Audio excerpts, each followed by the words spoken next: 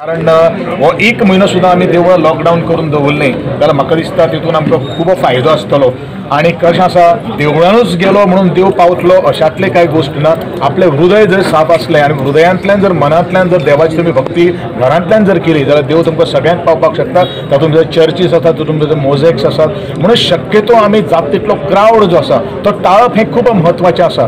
आनी म्हणूनच देवळां थोडे काळा पुरती जर बंद सुद्दां दवरली जाल्यार I will be very thankful to the managing committee, कारण ह्यो सगळ्यो काही गोष्टी करप आजचे घडीत खूब म्हत्वाची गरज।